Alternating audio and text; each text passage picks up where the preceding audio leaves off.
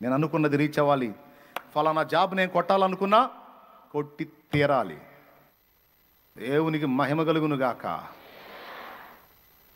Group 1 group 2 ఎందులో నువ్వు కొట్టాలనుకున్నావు, ఎందులో రీచ్ అవ్వాలనుకున్నావు, ఒకవేళ నువ్వు ఒక గురి పెట్టుకుంటావు, ఒక లక్ష్యం పెట్టుకుంటావు, నిజంగా నీ హృదయంలో నీ అంతటా నీకు అది పడిందనుకో,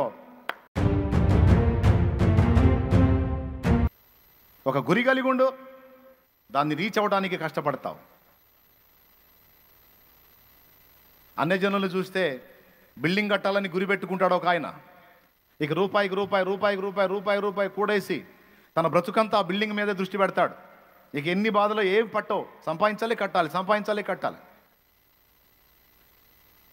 ఆ గురి వాళ్ళ మనసులో ఉన్నంత వరకు ఉద్యోగాన్ని సాధించాలనుకున్నవాడు రాత్రి పగళ్ళు తేడా లేకుండా ఎట్లనన్నా చదవాలి చదవాలి చదవాలి చదవాలి చదవాలి అని ఆ పట్టుదల మనసులో పడితే ఇక ఎవడో చెప్పాల్సిన అవసరంలా మనకి చదువు చదువు చదువు చదువు చదువు అని. ఏ కొంచెం ఖాళీ దొరికినా సరే పుస్తకం ముందేసుకొని కూర్చొని స్టడీ చేయటం మొదలు పెడతాం. ఎందుకు? నేను అనుకున్నది రీచ్ అవ్వాలి, ఫలానా జాబ్ నేను కొట్టాలనుకున్నా కొట్టి తీరాలి. దేవునికి మహిమ కలుగును గాక.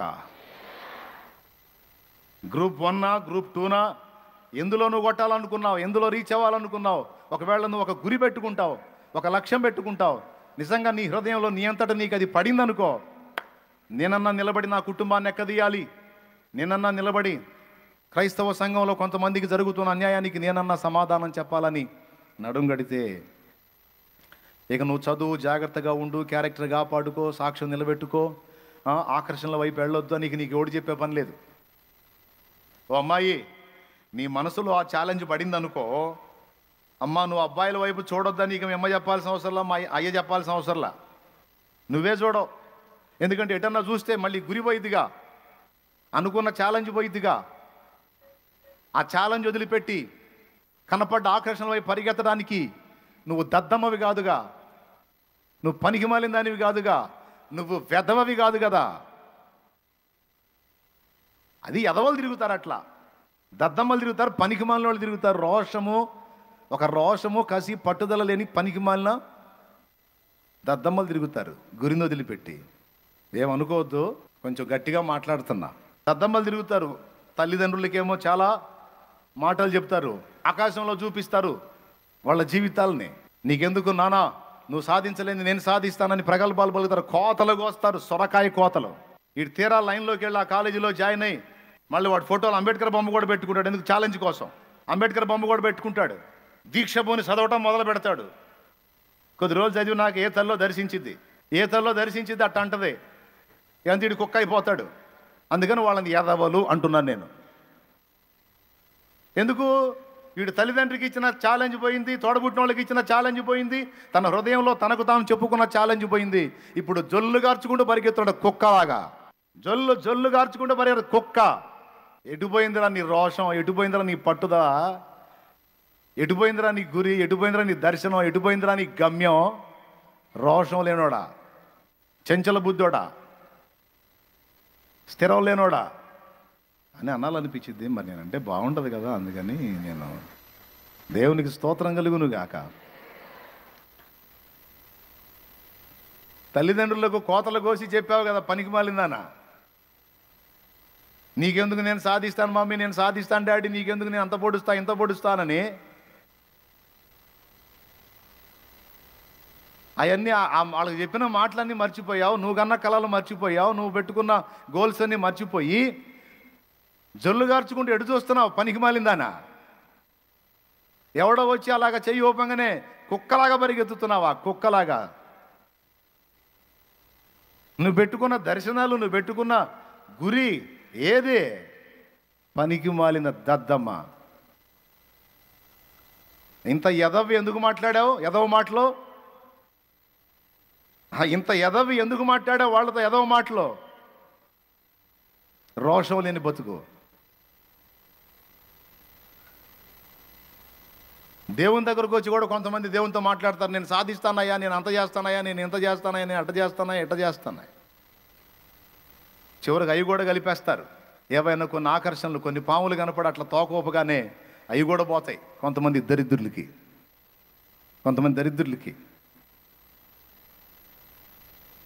ఏమనుకోవద్దు, రోషం తెచ్చుకుంటారని చెబుతున్నా.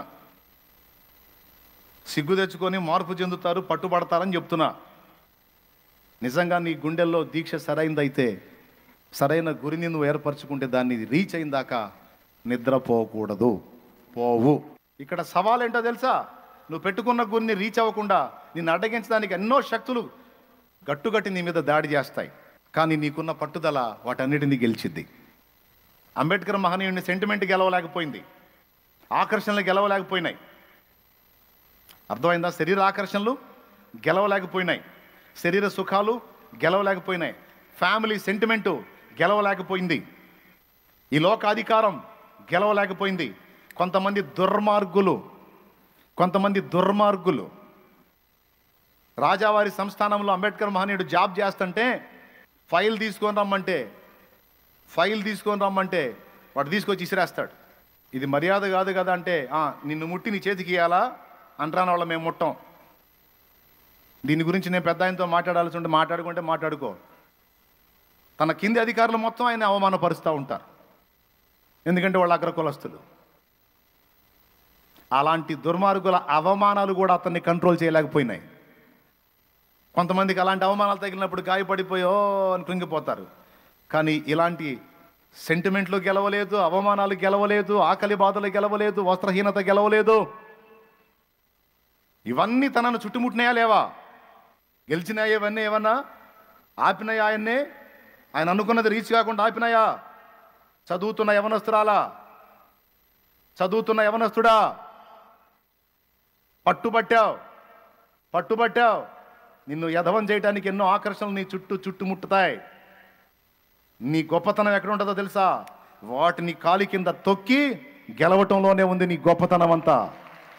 వరుసగా కారులో వచ్చి ఆగినాయి రిక్షా బండి దగ్గర. బాయ్, కార్లు వస్తున్నాయి, అమ్మగారు వస్తుంది, పక్కన పెట్టు, బండి పక్కన పెట్టు. పాపం గడగడలాడుతా పక్కకు తీసుకెళ్తున్నాడు బండి. ఈలోపు అమ్మగారు రానే వచ్చింది, కారు దిగింది, చక్క నడుచుకుంటూ రిక్షా బండి దగ్గరికి వెళ్ళింది. మేడం రిక్షా బండి మీ కారు అగవా అడిగిపోయింది. ఆ రిక్షా బండి అని పట్టుకుంది, ఏడ్చింది, బండికి కూర్చుంది, ఇంకా పదా అంది. ఆయన కూడా ఏడుతున్నాడు. ఎవరి అమ్మగారు? అన్ని బళ్ళు వచ్చినాయి, ఆ వెనక పెద్ద సెక్యూరిటీ వచ్చింది, అందరిని వదిలిపెట్టి రిక్షా బండి కూర్చుంది. ఏంటి మేడం, ఇన్ని కార్లు ఇంత సెక్యూరిటీ ఉంటే మీ ప్రొటెక్షన్ మా బాధ్యతగా మేడం, మీరు వెళ్ళి రిక్షా బండిలో కూర్చున్నాడు. వారు పిచ్చోడా, మా నాన్నరా ఆయన, మా నాన్న ఈ బండి లాగే నన్ను చదివించాట, ఈ బండి మీద నన్ను తీసుకెళ్ళేవాడు, తెచ్చేవాడు. మా నాన్న కోరికే నేను కలెక్టర్ అవ్వాలని, మా నాన్న కోరికే నా గుండెల్లో పెట్టుకున్నా. నన్ను కన్న నా తండ్రి ఆశ తీర్చాలని గుండెల్లో పెట్టుకున్నా. నేను వెళ్తున్నా, అందరూ వెళ్ళినట్టు కాలేజీకి వెళ్తున్నా. నా చుట్టూ అందరి చుట్టూ ఉన్న ఆకర్షణలు ఎన్నో ఉన్నాయి, కానీ అవన్నీ నన్ను గెలవలేకపోయినాయి. కారణం, నా తండ్రిని ఎట్లనైనా నేను కనపరచాలి, నా తండ్రి ఆశ ఎట్లనైనా నేను తీర్చాలి. నీ ప్రయాన్ని బట్టి నీకుంటాయి మా శోధనలో, నీ ప్రయాన్ని బట్టి నీకుంటాయి తమ్ముడు ఆ శోధనలో, కాదని నేను అనను. మనకుంటాయి పరిస్థితులను బట్టి, కొన్ని రకాల ఒత్తిళ్ళు ఉంటాయి, కొన్ని శోధనలు ఉంటాయి, అవమానాలు ఎదురవుతాయి, ఇబ్బందులు ఎదురవుతాయి, ఆకర్షణలు ఎదురవుతాయి. వాటన్నిటిని పంటి బిగున అణిచిపెట్టి అనుకున్నది సాధించడానికి పరిగెత్తుతాం చూడు, అది వీరత్వం అంటే, అది శూరత్వం అంటే, అది ధీరత్వం అంటే. ఒక గురిని, ఒక భారాన్ని, ఒక దర్శనాన్ని కలిగిన జీవితం జీవించాలి. అందులో భౌతికమైనవి ఉన్నాయి, ఆధ్యాత్మికమైనవి ఉన్నాయి. నా కుటుంబం అంధకార బంధనంలో పడిపోయింది, కుటుంబం అంతా కూడా విచ్ఛిన్నమైపోయి చివరికి ఫ్యామిలీ మొత్తం కలిసి చావాలనుకున్న పరిస్థితికి వచ్చాం. అలాంటి పరిస్థితి నా జీవితంలో, నా లైఫ్లో ఎదురైనప్పుడు ఎట్లా బయటపడాలో అర్థం కాల.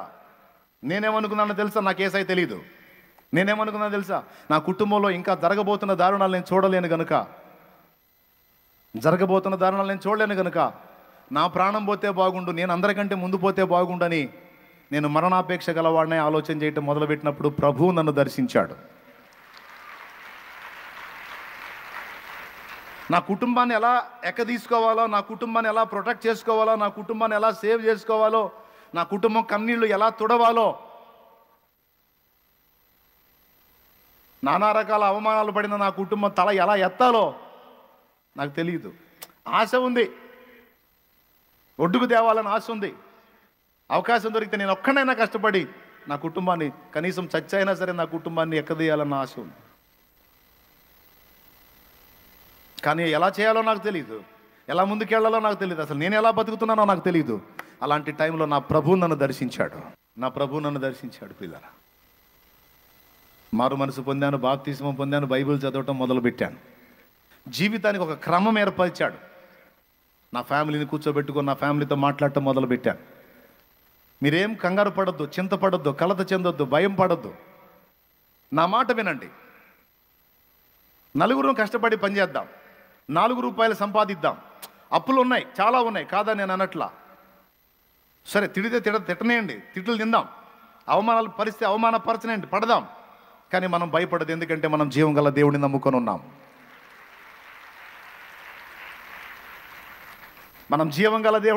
ఉన్నాం. ఇప్పటిదాకా ఎట్లా పడితే అట్లా విచ్చలవిడిగా జీవించాం. ఇక అలా కాదు, ఒక క్రమంలోనికి వద్దాం. అందరం కలిసి కష్టపడదాం, 4 రూపాయలు తెచ్చి ఒక దగ్గర వేద్దాం, అదంతా కలిసి ఒక మొత్తం చేసి ఒక్కొక్క అప్పు కడదాం అని ఇక అందరం కలిసి 6 దినాలు కష్టపడి పని చేయటం, తలా రూపాయి తీసుకొచ్చి ఒక మొత్తం చేయటం. ఆదివారం రోజు అందరం చక్కగా తలంటూ స్నానం చేసి ఆదివారం పరిశుద్ధ గ్రంథం చేత పట్టుకొని మొత్తం ఎవరు బైబిల్ తీసుకొని మందిరానికి పోయి చక్కగా దేవుని సన్నిధిలో గడిపి మళ్ళీ ఇంటికి వచ్చి అంత ఆహారం తిని మళ్ళీ కాసేపు ప్రార్థన చేసుకొని కాస్త రెస్ట్ తీసుకొని మళ్ళా సోమవారం నుంచి మళ్ళీ కష్టం చేసుకోవడానికి మళ్ళీ వెళ్ళి ఆ విధంగా ఇక ఎవరికి ఏ గొడవ వచ్చినా, ఇష్యూ వచ్చినా నాది. ఇక నేను మళ్ళీ మధ్యలో బ్యాలెన్స్ చేసి కాదు నువ్వు ఆగు నేను తగ్గించుకొని, మరి 10 మందిని కంట్రోల్ చేయాలంటే ఎవడో ఒకటి తగ్గించుకోవాలి. అందరూ టెంపర్లు అయితే ఇల్లు ఒక దారి అయిద్ది. అందరూ ఆసోదోళ్ళు అయితే ఇల్లు బాగుపడేది ఎప్పుడండి? అందరూ ఓర్పు లేని వాళ్ళే, అందరూ గొడ్డలు చించుకునే వాళ్ళు అయితే. కాబట్టి నేనే దీక్ష పూనాను. మీకు మాదిరి కోసం చెప్తున్నా. గతంలో ఒకసారి మాట్లాడించాడు దేవుడు ఇదే విషయాన్ని, మళ్ళీ ఒకసారి మీ దృష్టిలోకి తీసుకొస్తున్నాను. నేనే పూనుకున్న సాధించిన దాని కార్యం చెప్తున్నాను. నేను దేవుని మహాకృపను బట్టి అందరినీ కంట్రోల్ చేసి అందరినీ భక్తి మార్గం వైపు తిప్పి వచ్చిన రూపాయంతో ఒక్కొక్క కప్పు కడతా. దేవుని మహాకృపను బట్టి అనతి కాలంలోనే అప్పు అడిగేవాళ్ళు లేకుండా, అప్పు నాకు ఇవ్వలేదేంది నువ్వు అని అడిగేవాళ్ళు లేకుండా నా ఏసై చేశాడు.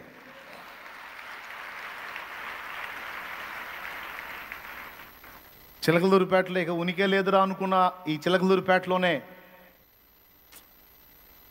రేకులో ఆకులో మాదంటూ ఒక ఇల్లు కట్టుకొని అందులో మా కుటుంబం బతకడానికి దేవుడు ద్వారాలు తెరిచాడు. దేవుడు అవకాశం ఇచ్చాడు. కలిసి ప్రార్థన చేసుకోవటం, కలిసి చేసేటువంటి కుటీర పరిశ్రమ ఒకటి ఏర్పాటు చేశాడు. అందరం కలిసి అందులో పనిచేయటం, అందరం కలిసి ప్రార్థన చేయటం, ప్రతిరోజు ఫ్యామిలీ ప్రేయర్. కుటుంబ ప్రార్థన ఎంత శ్రేష్టమైందంటే మనం చాలా ఉచ్చుల్లోంచి కాపాడపడటానికి, చాలా శ్రమల్లోంచి మనం బయటపడటానికి ఫ్యామిలీ ప్రేయర్ చాలా దోహదపడిద్ది. ఎప్పుడైతే కుటుంబంలో కుటుంబ ప్రార్థన అనేది నిర్లక్ష్యం చేయబడిద్దో, ఎక్కడెక్కడి దరిద్రం అంతా కుటుంబాన్ని ఆవరించి కలతల పాలవుతాం.